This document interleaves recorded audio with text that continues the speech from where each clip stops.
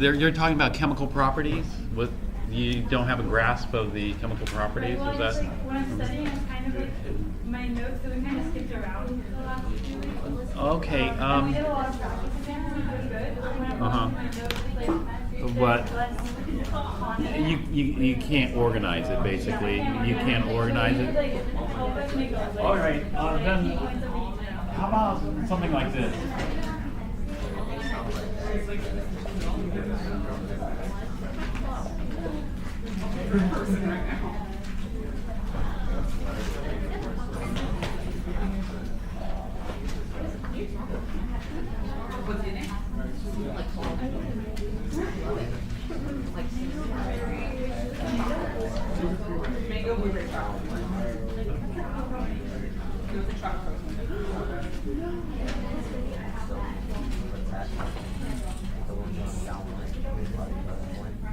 All right. So when we like a question about mixing two acids, or a question like what were we doing this past month or so, boils down to this: when you study chemical reactions, right?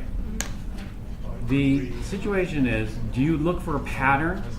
If somebody were to ask you what are the chemical properties of HCl, could you tell? And can you tell me what the chemical properties of HCl are? That way, if you mix any two acids, so for example, if I said, okay, I'm going to mix HCl and nitric acid, tell me what's going to happen. It's going to turn into H2 and no. It can switch. No. What if I mix, you see, or if I mixed a different set, you know, let's say if I mixed this HClO3 and HNO3. So on the one hand, patterns are kind of nice, you know, this AB plus CD, but on the other hand, patterns don't really tell you, you know, unless you're given something very constrictive like a pattern, you can't answer a general question. And so what we want to do is we want to be able to answer a question like this. Tell me the chemical properties of HCl.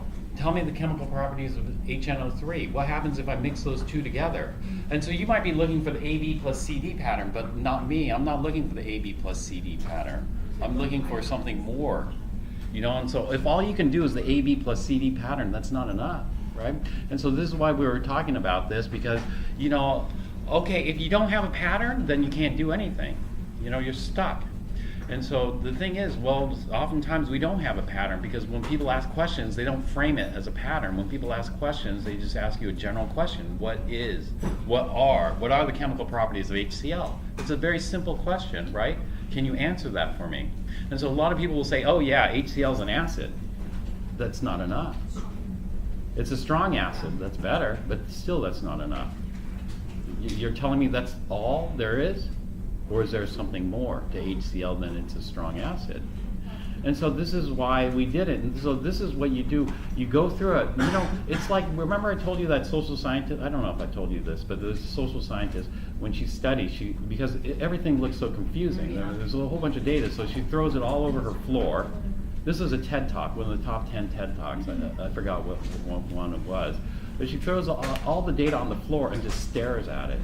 Right, is essentially what you do. Well, that's what you got to do with this. You stare at it until you see the pattern. You know, this is why I don't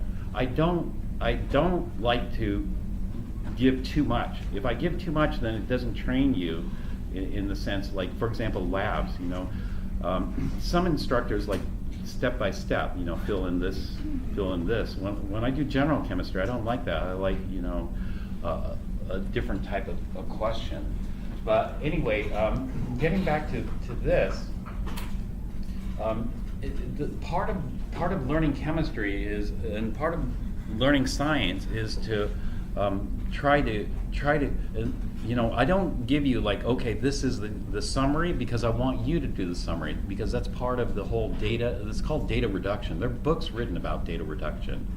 And so you take all that jumbled mess and then you kind of organize it in your mind, and then what you do is you say, okay, these are the important things. And so basically from all that jumbled mess that we have from the last week, we spent all our time on metathesis reactions. Probably about 90% of our time was on metathesis. Why don't I just call it double replacement, AB plus CD? Because not everything follows that form, AB plus CD. You know, and so I don't know how many times I've thrown a question that was just as simple as AB plus CD, but people couldn't answer it because I put it in a slightly different format, and if they didn't see that particular pattern, they were thrown off. But if you look at metathesis, the reactions that we covered in metathesis, it was pretty much like 90% of them or more, maybe closer to 100% of them were the AB plus CD type pattern. And so we spent all our time on metathesis. Unfortunately, since I spent so much time and I didn't want to talk about other reactions because the book introduces a whole bunch of reactions initially, so I wanted you to get comfortable with metathesis first before moving on. And then I blasted through this. I blasted through acid-base because metathesis failed to work, and I blasted through redox. But I spent a lot of time on, in fact, we spent that whole lecture period so that you could practice only one type of reaction. And then that one type of reaction was metathesis, and I was hoping that people would get comfortable with that. And I figured that people got comfortable with it because it seemed like, everybody didn't have any questions or didn't have any problems, and I think most people ended up leaving early that day.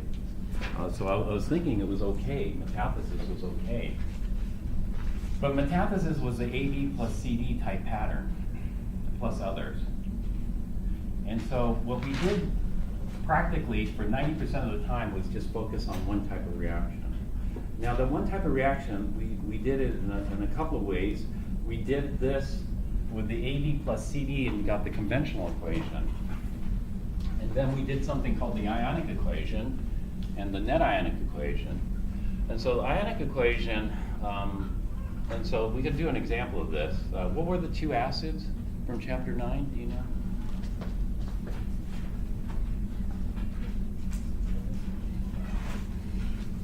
So initially, of course, patterns help.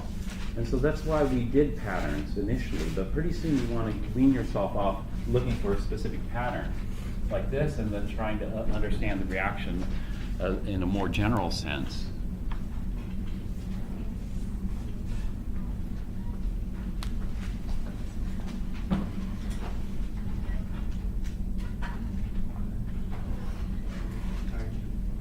Or we could pick one. If you, 11. number 11? Okay, let's take a look at that.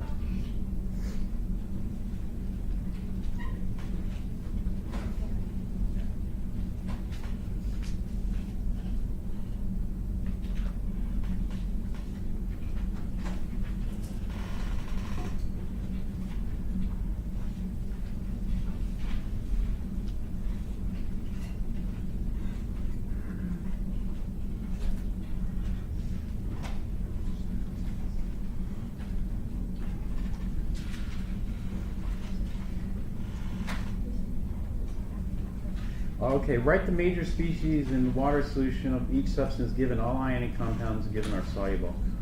Okay. Number 11. Okay, what they're saying for this is we don't mix these two together. Is this are they saying this is a mixture? I think they're saying it's separate, but we can treat it as a mixture too.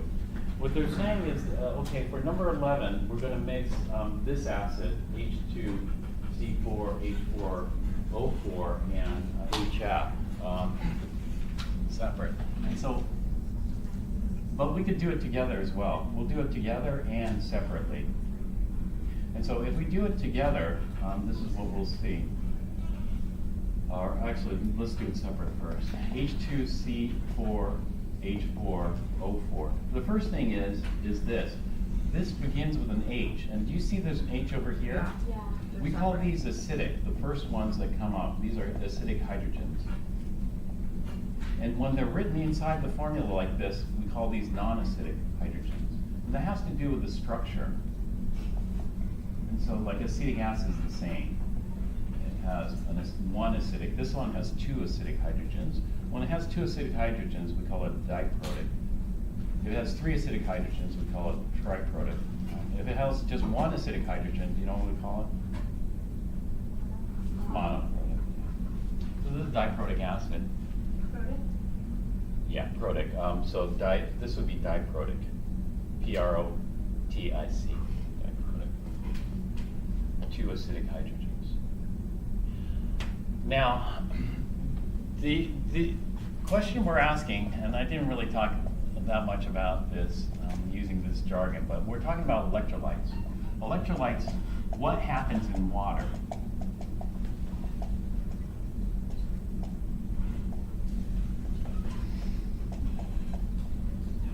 Okay, so the first thing is this a lattice structure or is this molecular structure? Molecular. Lattice structure, it'd be like a salt, like metal and non-metal. You'd expect a lattice structure. And so we expect this to form molecules.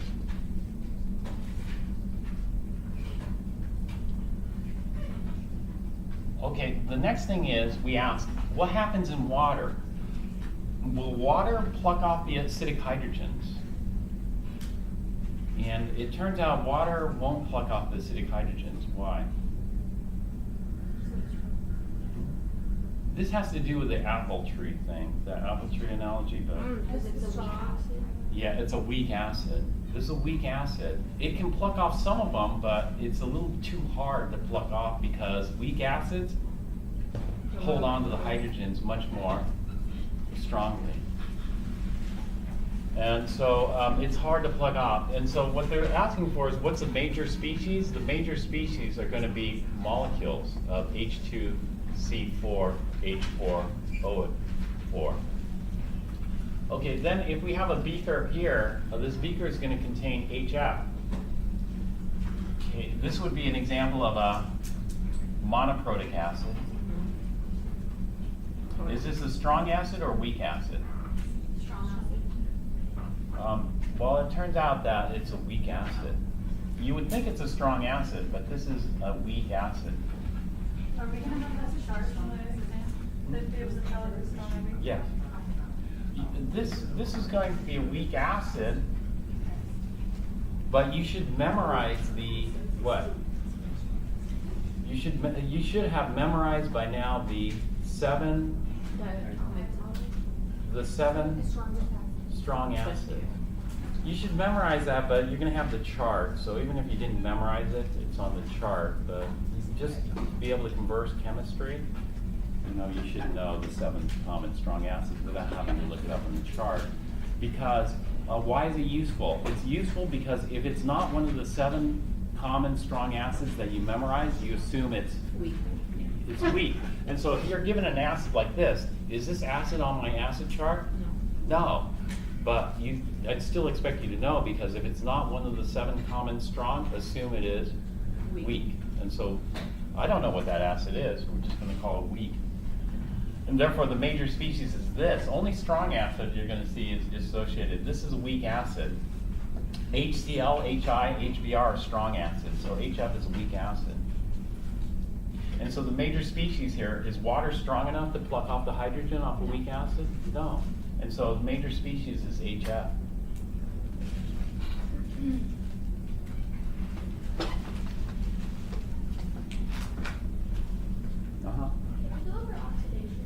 Yeah, I'll do that. Just actually, I need to finish this one, and then I'll go through that.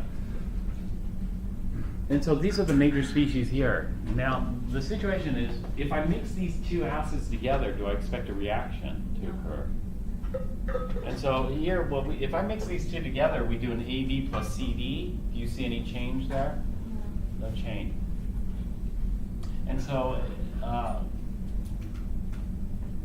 we could look for redox, but these don't occur on the redox. This one does, but that one doesn't.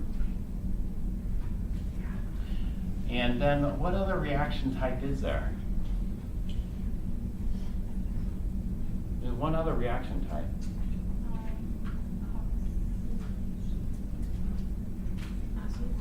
Well, there's metathesis, acid base, and redox. Well, I guess that we covered it. Are there any other reaction types? If you look in the supplement, there are. They're huge. They're huge number you're supposed to memorize in the supplement. You know what that huge number is? It's element plus element combination. Element plus compound. Element plus water. Element plus this. Compound plus this. Compound plus water. You're supposed to memorize all these patterns. Did you know that? They're in the supplement. But I think I don't think it's a. I mean, it's good initially when you're learning to learn patterns, and if you don't know, then that's a good fallback to do. But we're going to learn it a little bit differently, and that is HF is a weak acid. So weak acid, big deal. If you spill some weak acid, it's like vinegar. People eat vinegar. You know that? Yeah. Vinegar, is it? Are there calories associated with vinegar? So you can't get any energy from vinegar? In other words, can you burn? Does vinegar burn? Mm-hmm. Vinegar burns, yeah. So can your body burn it and use it as fuel? Yeah, actually, it does have calories. Vinegar does have calories. Yeah, so vinegar is calories associated with it. So definitely oil. But, you know, so HF is like, maybe I could eat that stuff too. Could you? No. Couldn't eat that stuff. Because your body wouldn't be able to oxidize the fluoride. In fact, you don't want to eat the stuff. HF is one of the most dangerous acids around. You know, if I had a choice, spill HCl or spill HF on my skin, HCl is a strong acid, right? Yeah. I'd much rather spill HCl. In fact, I've spilled lots of HCl on my skin and just washed it off, you know. Why don't you want to try? I do not want to spill HF. And a lot of people go, it's a weak acid. Why do you care? Because I don't care about its acid-base properties. I'm worried about something else. What happens? I'm not worried about its acid-base properties because it's a weak acid. Weak acids aren't that reactive. I'm not really worried about redox because fluoride, what do you know about fluoride? Fluoride is the weakest. Reduction. Yeah, good. Weakest reducer on the chart. It's pretty stable. In fact, fluoride loves that electron. Once it has an electron, then it's stable. H plus, yeah, H plus is a moderate oxidizer, but you know, so is HCl. You know what I'm worried about? What? I'm worried about the metaphysis properties of HF. If you spill HF on your skin, you're in trouble. You're in trouble because, in fact, they use a lot of HF. They use HF in the semiconductor and electronics industry. But in the labs that are working with HF, on the wall, there's an injection kit. If you're to spill HF on you, you're supposed to inject yourself with calcium glutamate. Why? So it would bind to the HF. So it'll bind with the fluoride. Otherwise, you're going to be in trouble because that fluoride, once it comes into contact with your bones, I heard it's so painful that people die from it. As it does what? As it precipitates out calcium fluoride. You know, have you ever seen? Like they did some villages. There's villages where the fluoride content of the water is very high. If you've seen this, And we have fluoride in the toothpaste. we have fluoride in the tooth. Fluoride is okay in small concentrations, but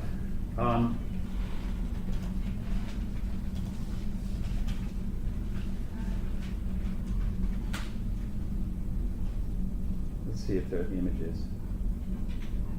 This from too much fluoride, they can cause mottling of teeth. This one is not coffee. My teeth are coffee stained, but these are they're fluoride. And then at very high concentrations, it just starts corroding your teeth, eating them up, right? In fact, do you want to see some images of HF burns? Yes. They might have taken them down. Let me see if they're still there, if it's still up. HF, Burns. HF. It's a weak acid, right? These are gruesome. They took a whole bunch down because they were so gruesome. When you look at the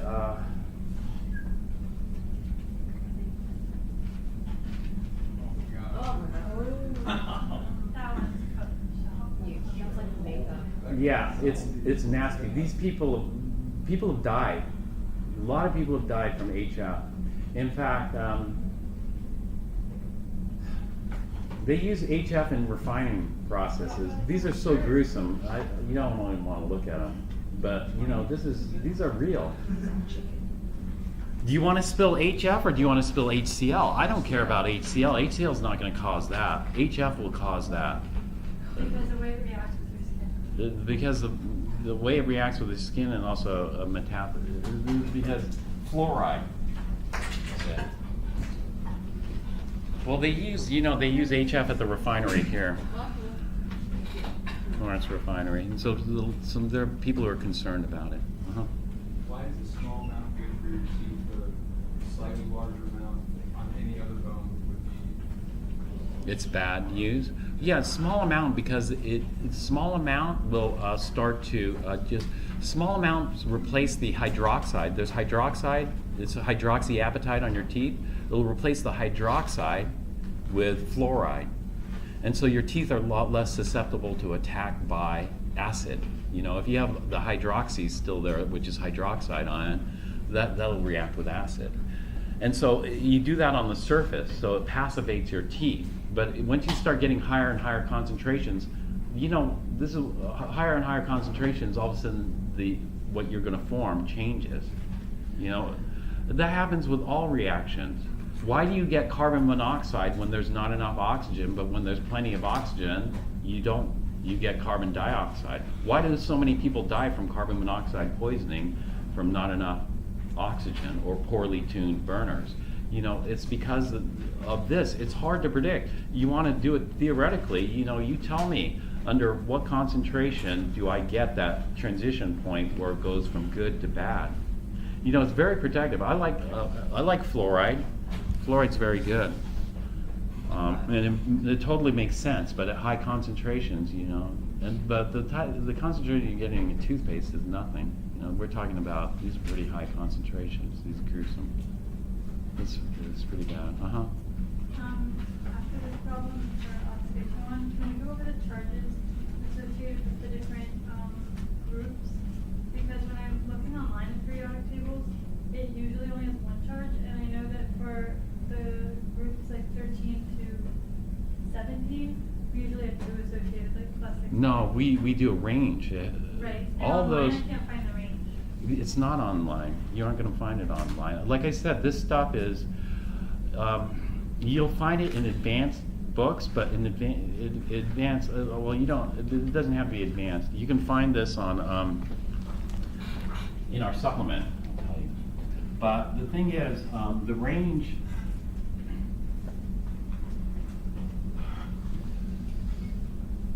you actually, here.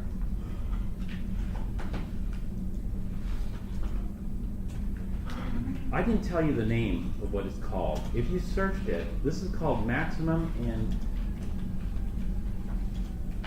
we have a name for that number, the charge. And the name for the charge is called oxidation state. And so here, you can find it online. You just gotta call it the right thing. So for example, arsenic is from -3 to +5. The reason I didn't call it oxidation state, and there's a supplement, in the supplement there's a thing called oxidation state, is because oxidation state we figure out by a simple set of rules, which we'll talk about in a minute, but here, you can get it if you just forget it. But this maximum minimum oxidation state is not in typical Chem 4, but the reason I want to put it in here in the Chem 4 is because we're going to be calculating oxidation state, so you should know what's reasonable. And the other thing is we need to understand chemical properties, for example, redox. And so we have to learn about these oxidation states. So let me just go on here. So we can mix these two together without expecting much reaction to occur, but we gotta watch out for the HF. So tell me the chemical properties of HCl. What are the chemical properties of HCl? First, we look at metathesis. And what ions do we have in HCl? We have H plus and Cl minus. Okay, first H plus. What anions does H plus like? What anions? Yeah, they like negatives. Yeah. Yeah. And so we could figure out what anions H plus likes. So let me go to this.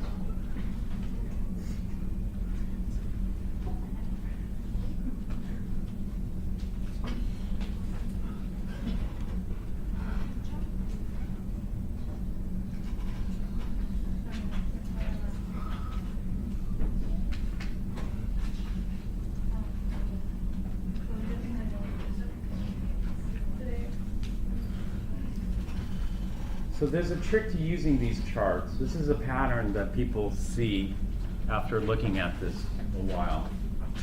I can tell you all, this is our H plus here. Recall that H plus is totally unstable in water, will form hydronium, but we'll just leave it as H plus. All right, so the trick is we want to go from stronger to weaker acid, correct?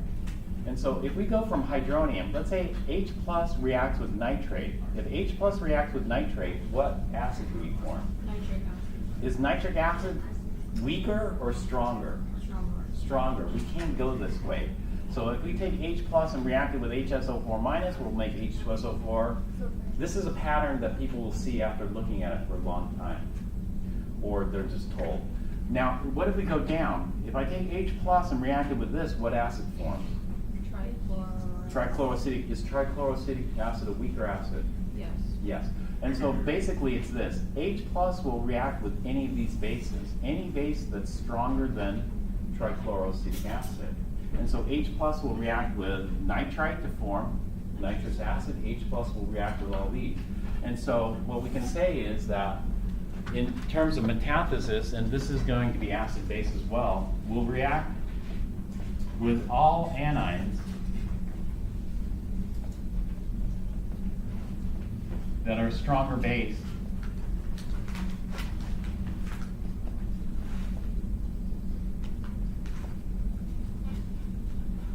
than water.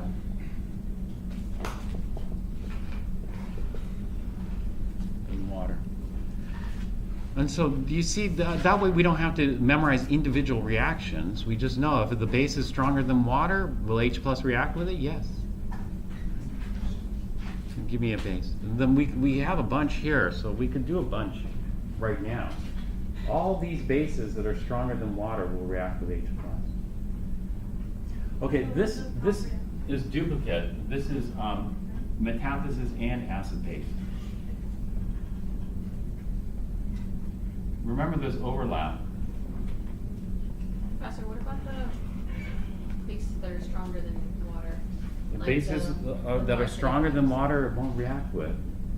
Bases that are stronger than water will not react. So, bases that are stronger than water will react. The bases that are weaker than water will not react. But don't we have like the nitrate ion and the H2O plus, and doesn't that make it nitric acid? No. All these acids here are too strong to exist in water. This is the leveling effect. Water, what's water going to do to all these acids? Break them apart. They're too strong to exist in water.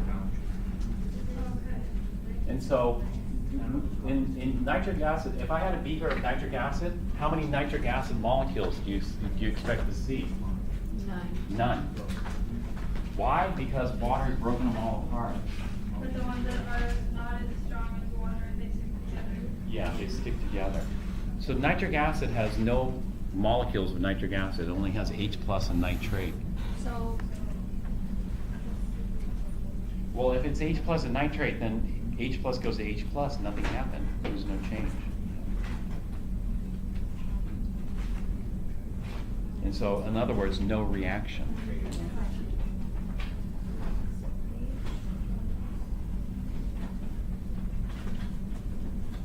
How about chloride? This is why I don't call it double replacement. These are all double replacement, but I skipped 2 steps because we're dealing with net ion. And so if I called this double replacement, you couldn't do it. You couldn't answer this question. What about chloride? What ions does chloride like? This should be easy. So there's only 3 that you had to memorize. What? Sodium? Sodium only when it's forced together. How can you force sodium and chloride together in water?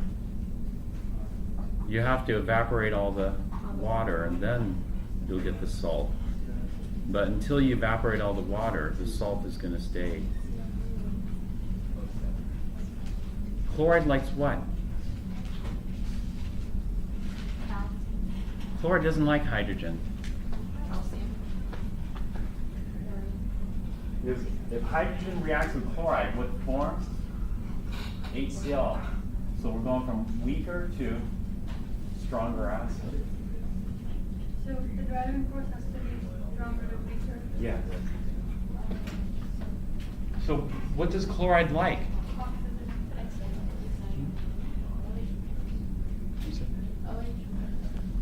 A chloride and OH, not so much, because chloride, only in redox will you have anions and anions react. But in metathesis and acid-base, anions and anions stay apart from each other. And because they're both the same, like charges repel. How do you know what ions like other ions? How do you know? You memorized it. You're supposed to have memorized it. I'll tell you what, does somebody know? Can somebody tell me what anions or cations chloride likes? Chloride likes? Just tell me. Yes? They like? Mercury. Mercury 1. Mercury 1. Silver. Silver. Oh.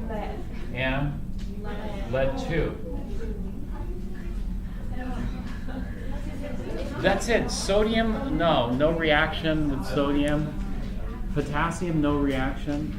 So chloride likes silver. So HCl will react with silver. Oh, silver is +1. Silver ions, mercury 1 ions, and lead ions. If you mix HCl with that, you're going to get a reaction. But those are all the things that are insoluble? Yes. So therefore, you're going to get a precipitate. So if I took HCl, mixed it with silver nitrate, what do I expect? I expect a precipitated silver chloride. Oh.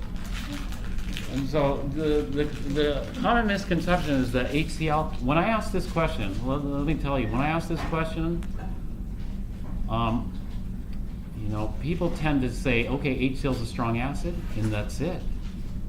So if I mix it with silver nitrate, will anything happen? Well, they'll go, no, silver nitrate is not a base.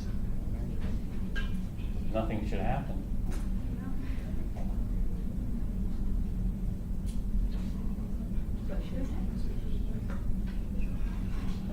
All right. This is metathesis. Then we go on to acid, base. And so H plus is an acid, right? And therefore it will react with all bases stronger than water. Will react, now it doesn't have to be an anion. Will react with all strong bases, or not strong bases, all bases stronger than water. So a metathesis was ion combination. So what we could have is we could have a base that's molecular, like a base like triethylamine. Triethylamine is a base that's stronger than water, and it should react with HCl. Whereas metathesis, we're just looking at the bases that are anions. In acid base, we're looking at all bases. How about chloride? Did anybody read this footnote here?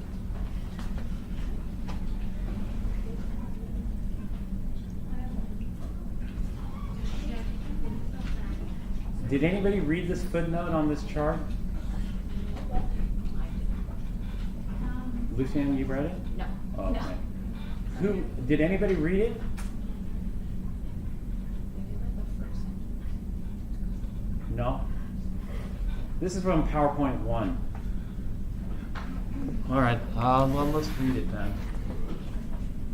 The conjugate bases of strong electrolyte acids are extremely weak. They are too weak to act as a Bronsted-Lowry base in water solution. Okay, so what does that mean? If you can't understand what those two sentences mean, then you should ask somebody. You know, ask me, or ask the tutor, or ask somebody what that means. But basically, you want to ask somebody what that means so you can explain it. And so in your own words, explain what those first two sentences are telling someone, the reader.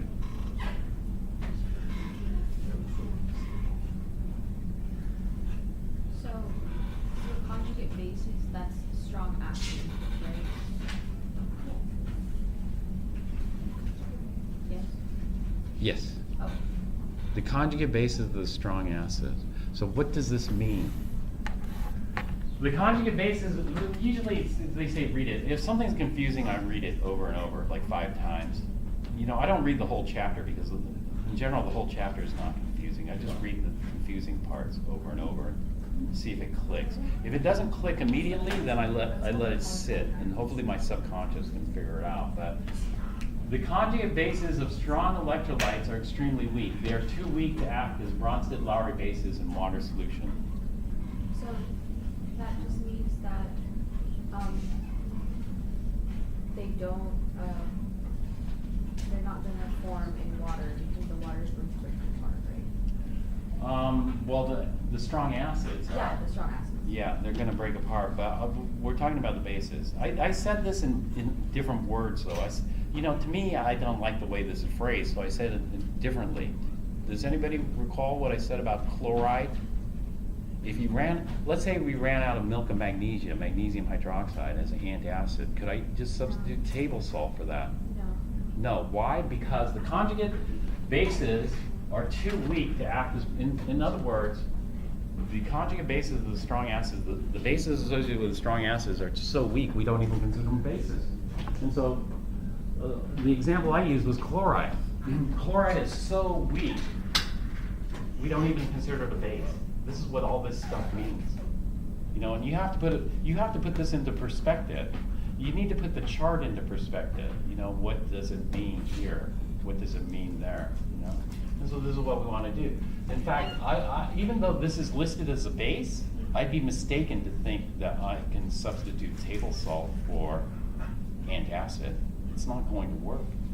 Why? Because these conjugate bases are too weak to be bases, essentially.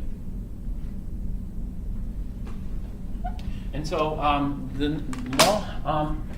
chloride, what we'll say about the acid-base properties of chloride is it's too weak.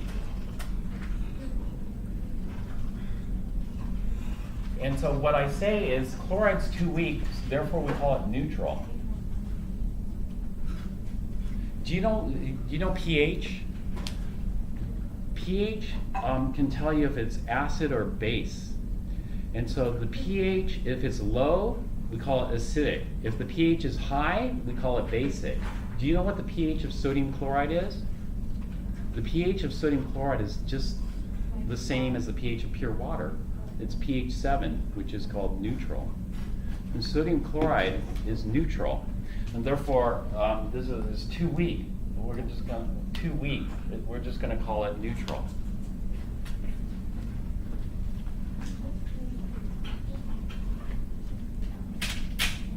All right, so what else about HCl? Is that it for the chemical properties of HCl? No, there's also redox. There's also redox. And so we have to consider redox. And so what is H plus? So you're given this chart, but without all these footnotes, and without all the names, and without all the explanations. You're just given this part in the middle here, and that's it. So we're not gonna, or is it gonna You say didn't- strong versus weak though? Yeah, that's gonna stay there. You know, you wanna see what you're gonna be given on the test, go to Piazza. What you're gonna be given on the test is this So is chart. it gonna be like pretty close to like? No, it's gonna be exactly this. Oh, that's fine. This is what you're given on the test. Oh. That's okay. Is that on geography? Yeah. That's okay. That's fine. Uh-huh. Are you gonna give us the solubles or should we remember that? You have to remember this.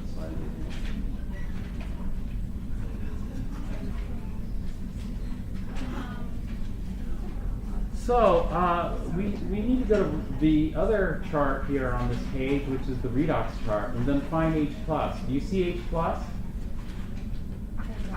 No, yes. I see H plus here, but I'm not going to use it. Why?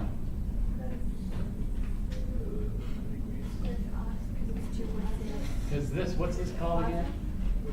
Ozone. We don't have any ozone. I'm asking you the chemical properties of HCl. We gotta go down.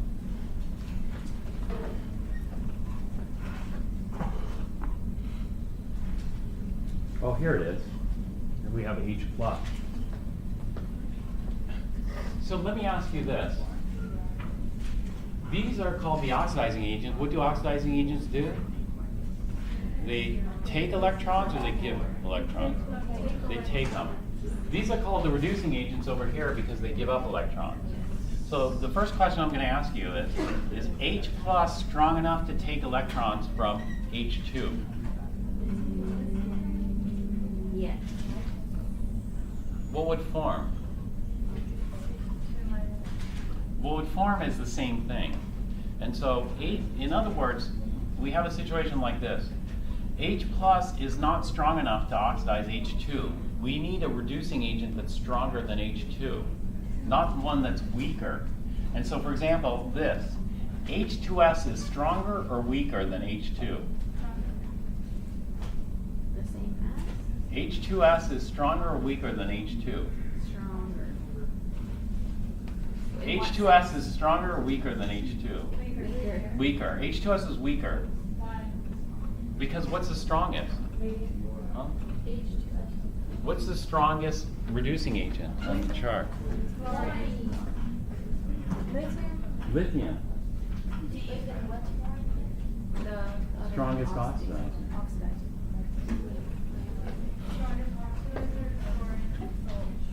So is H plus strong enough to oxidize H2? No. Is H plus strong enough to oxidize H2S? No, because that's even weaker. We need something that's stronger than H2. Is H plus strong enough to oxidize lead? Yes. Yes, because if H plus oxidizes lead, then that's going to form lead 2. Are we going from stronger oxidizer to weaker oxidizer? Yes or no? Yes. If H plus oxidizes H2S, then that's going to form S. Are we going from stronger oxidizer to weaker oxidizer? No. We're going from weaker to stronger. Is there driving force? No. So this is a pattern that you'll see if you use this chart a lot or if you think about it, you know.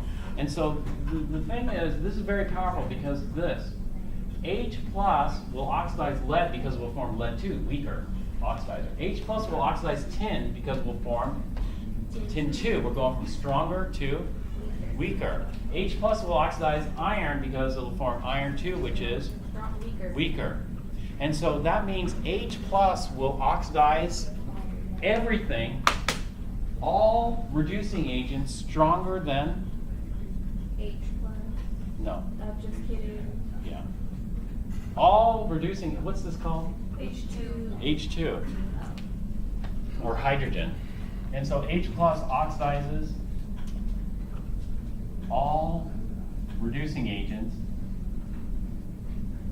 stronger than H2. So will H plus oxidize copper? No. No. H plus will not oxidize copper. Why? Because it's weaker. Yeah, it's weaker. It's weaker. Will H plus oxidize silver? No. No. But H plus will it oxidize magnesium? Yeah. H plus oxidize magnesium. Well, it depends on where magnesium is. I'm assuming it's below. Yeah. Magnesium's easy to oxidize. If you flip the arrows, would it be like H2 could reduce Yes, right. H2S? Yeah, it's exactly the same. If one, because this is the same exact chart, if one follows, if the oxidizer follows, then then the reducer must follow this, unless you made a mistake. This is why we only look at one. For example, we only look at stronger to weaker acid, but it's actually both. It's stronger acid, stronger base to weaker acid, weaker base. We're just saving a little bit. So the sample exam is just it's 14 questions. Is that going to be the length of our? Well, your exam, because each semester is different, your exam is probably going to have more reactions. I didn't spend as much time on that test. Let's see. But it'll be similar format. That's kind of throwing me off because you're saying stronger than H2, so what I'm seeing there is you're saying, I'm thinking going up. Okay. H2S stronger. It could be going up, you're right, but what we have to do is we have to memorize two things. We have to memorize the two anchor points. One of them is F2. F2, you have to memorize that as the strongest oxidizer. So that means all the oxidizers are on the left. And then you have to memorize Li solid, which is the strongest reducer. Some charts will have Li at the top, and then you'd be right. So you're probably confusing with the activity series. If you look at the activity series is this chart inverted. Let me show you the activity series.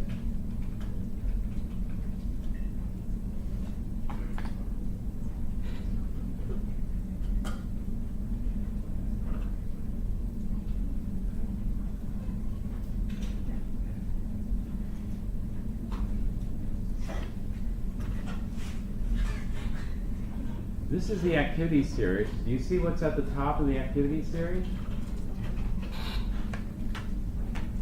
You see that? Yeah.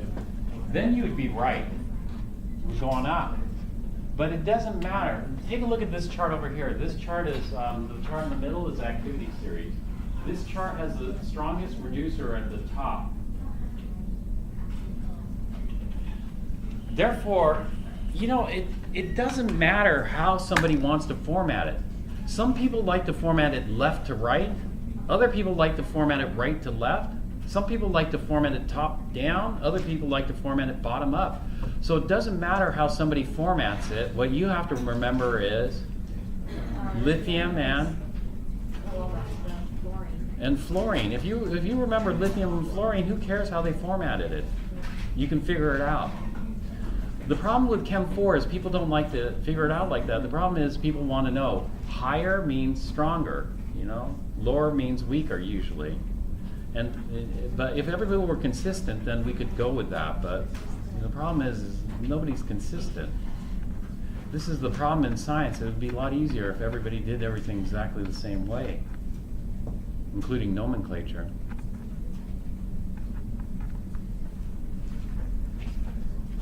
And so the first thing is you have to get familiar with the chart. You know, people who don't get familiar with the chart, it's not so easy. It takes time. These charts aren't easy because they're confusing.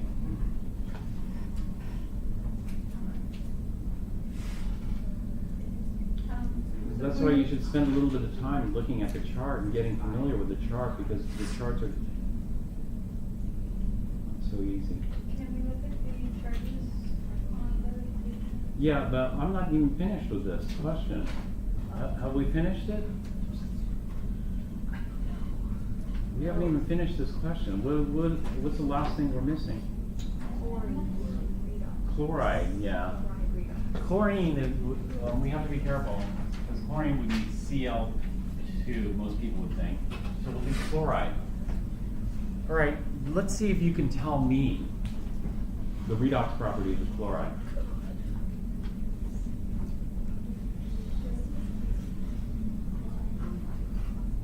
Now you have to be able to go backwards in your head.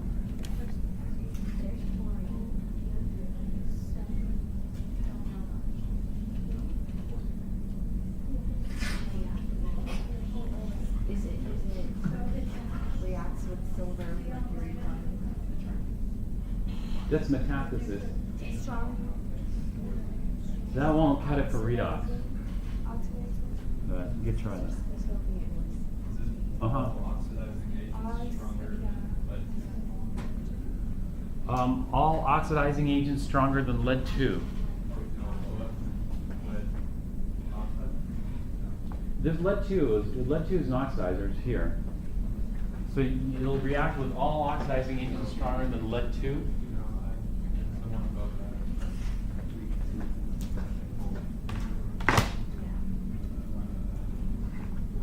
This we don't call this one lead 2.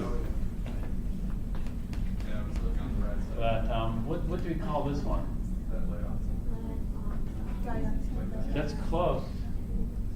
We wouldn't call it lead dioxide. We wouldn't call it lead oxide because lead has variable charge. What charge is lead here? No. Oxide is -1 or -2 oxide? You have 2 of them. So -2 times 2 is -4. That means this has got to be lead plus 4. We call this lead 4 oxide. That would be the name of it. So you say chloride reacts with all oxidizers stronger than lead 4 oxide? What about lead 4 oxide? Would it react with lead 4 oxide?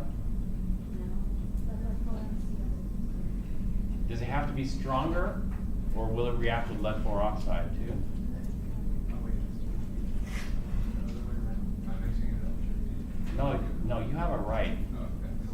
So yes, it should. Yes, then you're correct. You have it right. That's good. So stronger would be going. So it should be strong as oxidizing. Yeah. All right, so what Gody was saying, chlorine reacts with chloride. Well, this is this form chlorine, so there's no change. And so what we need is the chloride to react with a weaker oxidizer than chlorine or a stronger oxidizer than chlorine. It has to be a stronger. And so if chloride reacts with a stronger oxidizer like lead 4, then we'll form the reducer lead 2. And so we're going from a stronger reducer to a weaker reducer. If chloride reacts with permanganate, then it forms the reducer Mn2+. Remember the conjugate relationship. And then we're going from stronger reducer to weaker reducer. And so you're absolutely right. Chloride's going to react with any oxidizer stronger than chlorine, including lead 4 oxide, it would react with. And so,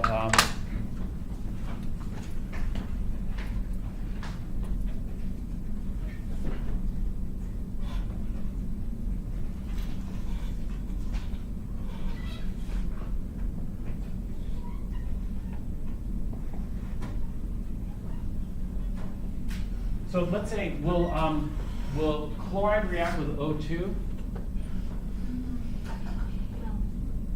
Bromine? No. Will chloride react with fluorine? Yeah, for sure. You know, this is like a tug of war. There's a tug of war for electrons, fluorine versus chloride. Who's going to win? Fluorine's going to win. Fluorine's the strongest. So this is going to happen. Now,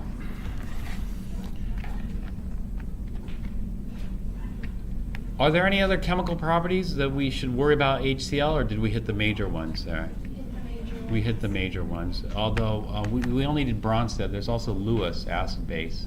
Did you say don't do Lewis first? We aren't doing Lewis, but HCl has a very important role in Lewis. This is on one of the PowerPoints. Let me show you one of the PowerPoints. I didn't tell you, in fact, I need to change these PowerPoints because this PowerPoint's actually for Chem 1A, and so we aren't going into it fully.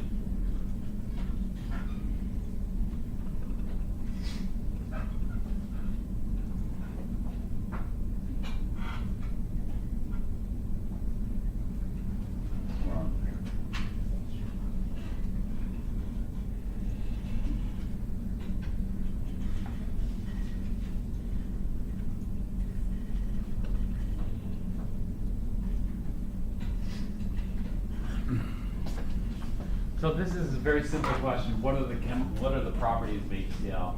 On the back, I was asking chemical properties. I think it's simpler. Physical properties, it's a gas, etc. It's soluble in water.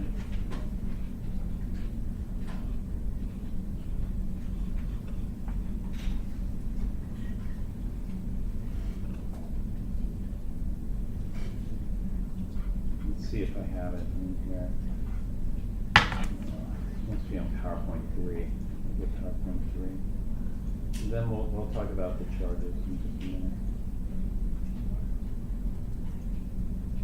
Maybe it's PowerPoint 2.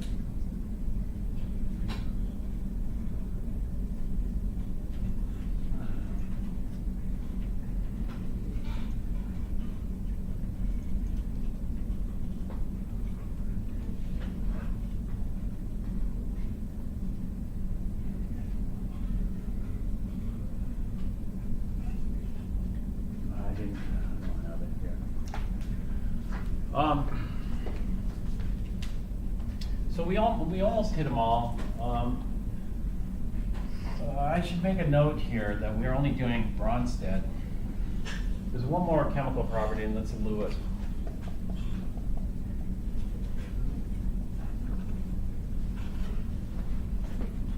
Have you heard of Aqua Regia? Aqua Regia.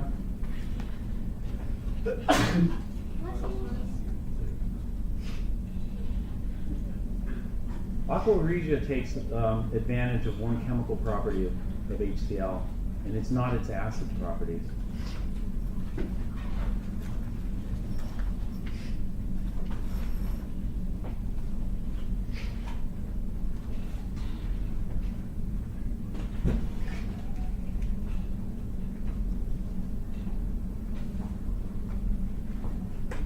Aqua Regia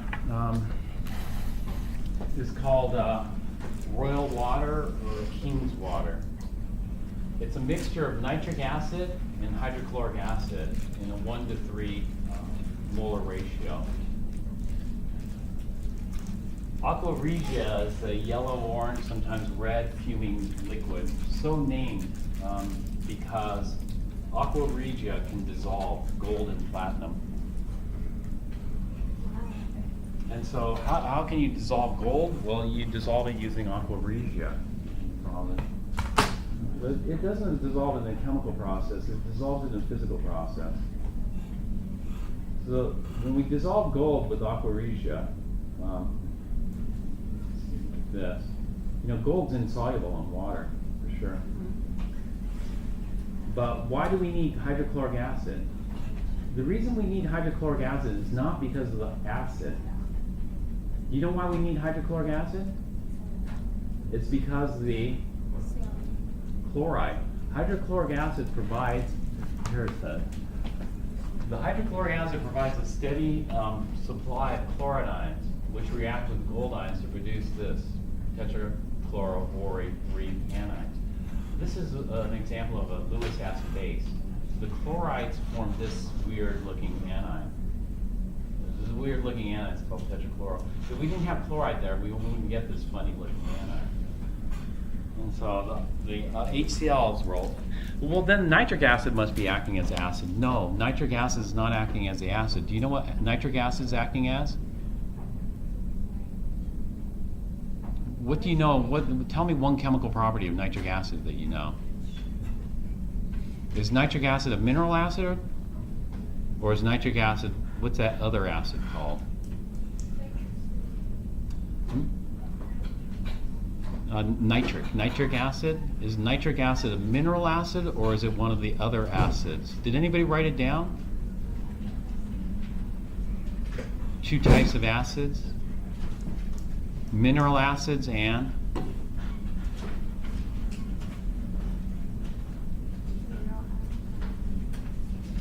mineral acids and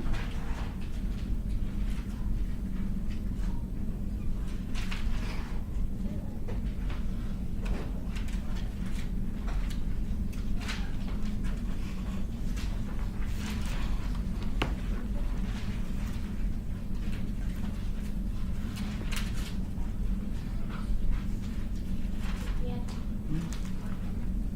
they're organic. Most organics are mineral acids. Some of the organic acids are reducing acids, like acetic acid is a reducing acid. But that I don't want to get into it that deep yet.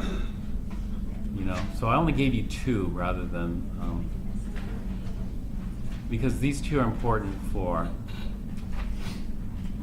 the example. Do you remember what the example was in class? Oh, it was the car battery. It was copper. It was copper metal. We just did it on Thursday. Maybe you haven't had a chance to look at your notes, or maybe you didn't take any notes. But it was copper and HCl and versus copper and, or maybe it was silver. I did silver in one class, copper in the other. I can't remember. This is one of the reasons why tell me all the reasons why single replacement reactions fail. Give me a list of why all the single replacements fail. Well, that's not really a failure. If there's no driving force, there's no driving force. It's not really a failure of anything. What I mean by failure is single replacement will lead you to predict this, but it's wrong. For example, single replacement will lead you to predict that there's no driving force, that there's no reaction, but in fact it's wrong. And that. More stable to less stable. Yeah. So we did an example. Did anybody write this down?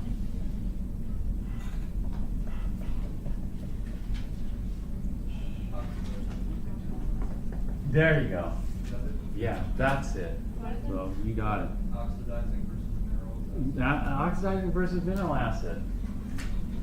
So here we go, copper plus nitric acid should form copper nitrate. Now which copper nitrate will it form? Copper 1 nitrate or copper 2 nitrate? Copper 2 nitrate and hydrogen. Why copper 2 nitrate? Why did I say copper 2 nitrate? Not copper 1 nitrate. It's plus 2, but copper 1 is plus 1. What's the difference? I could do plus 1 or plus 2 because those are the it's variable charge, so one or the other is going to form. In fact, when I talked about the penny, I said, what? What did I say about the penny?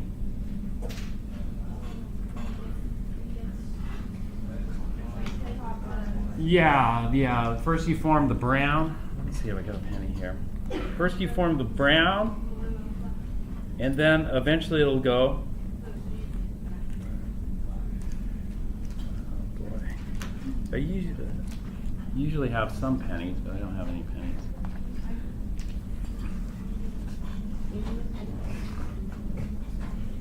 Do you have a fairly new penny? Well, actually, it's break time, so maybe.